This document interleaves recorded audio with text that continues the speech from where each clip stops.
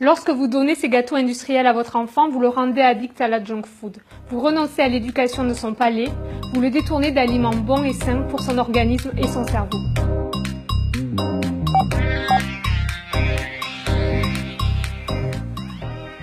Dès le lever, un enfant ingère une très grande quantité de sucre. Un verre de jus d'orange, même pressé maison, c'est environ 25 grammes de sucre.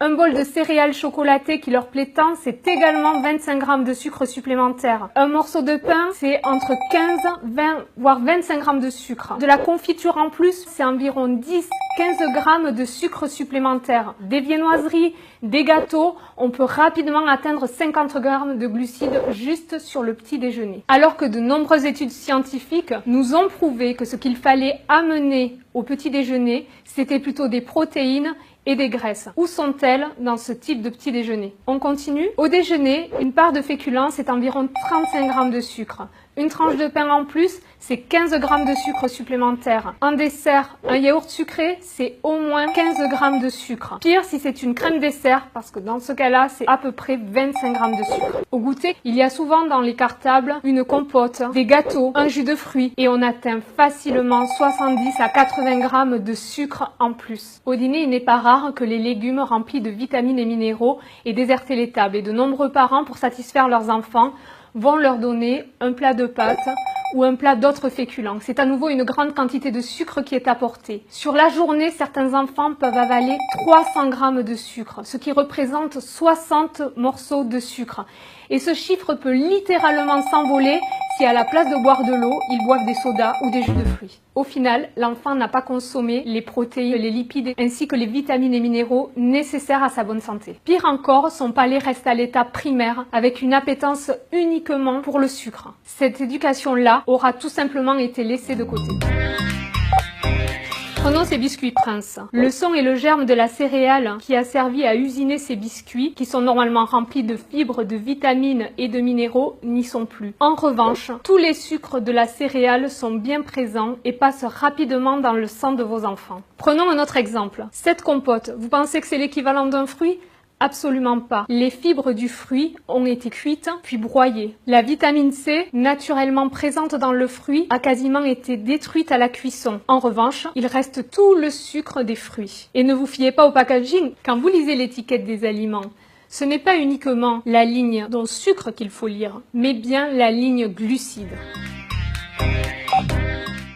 Cette consommation excessive de sucre va avoir 6 impacts négatifs sur leur santé. Premièrement, les caries. Dès que le sucre est en bouche, il va servir à nourrir des bactéries qui sont présentes dans la bouche, qui vont générer des caries. Deuxième impact, l'hypoglycémie réactive. Quand un enfant va manger beaucoup de sucre, ce sucre va se retrouver dans son sang et il va y avoir un pic de glycémie. L'organisme va sécréter une hormone qui s'appelle l'insuline pour ramener le taux de sucre sanguin à la normale.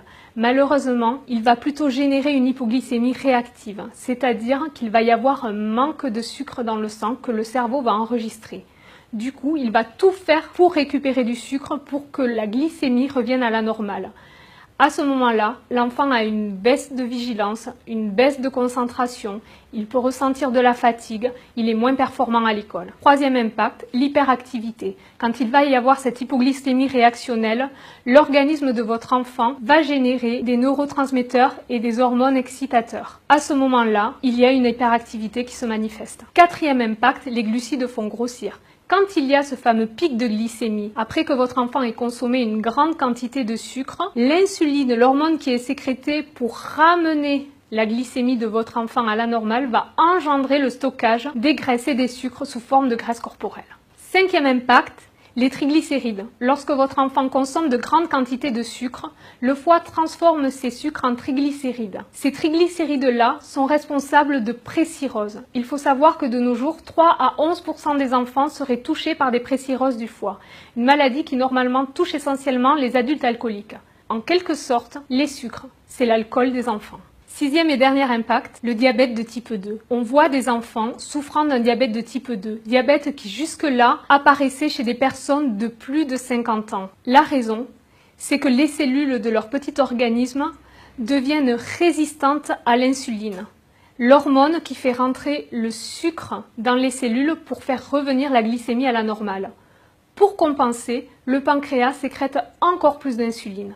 Le problème, c'est qu'au fur et à mesure, ils s'épuisent et c'est le début du diabète de type 2. Sur le long terme, tous ces sucres font le lit de maladies graves, les maladies de notre civilisation, comme les maladies neurodégénératives ou les cancers. Alors, que faire? Pour commencer, arrêtez de leur acheter des petits déjeuners et des goûters industriels. Reprenez les choses en main. Concoctez-leur un petit déjeuner à base de protéines et de bonnes graisses. Donnez-leur par exemple un œuf. Donnez-leur des oléagineux, des amandes, des noix, des noisettes à croquer. Concoctez-leur des cakes maison à base de farine d'amande, à base de farine de noisettes qui seront nettement moins sucrées que les farines blanches raffinées. Éduquer leur palais petit à petit à avoir moins d'appétence pour le goût sucré. Ils mangent du chocolat au lait. Très bien. Achetez-leur du chocolat à 45% cacao, puis à 50%, puis à 55%, puis à 60%, puis à 70%. C'est petit à petit que les choses se feront. Apprenez à diminuer cette quantité de sucre sans les en informer. Vous leur donnez des jus de fruits, vous leur pressez des oranges le matin. Arrêtez, donnez-leur simplement une orange à manger. Elle sera remplie de vitamines, de minéraux, ces fibres seront intactes et le sucre du fruit sera de fait distribué plus lentement à leur organisme et ne générera pas de pic de glycémie et n'engendrera donc pas toute la cascade néfaste que le sucre engendre dans l'organisme de votre enfant. Et au final, vous seriez étonné de voir que ces solutions-là ne coûtent pas forcément plus cher.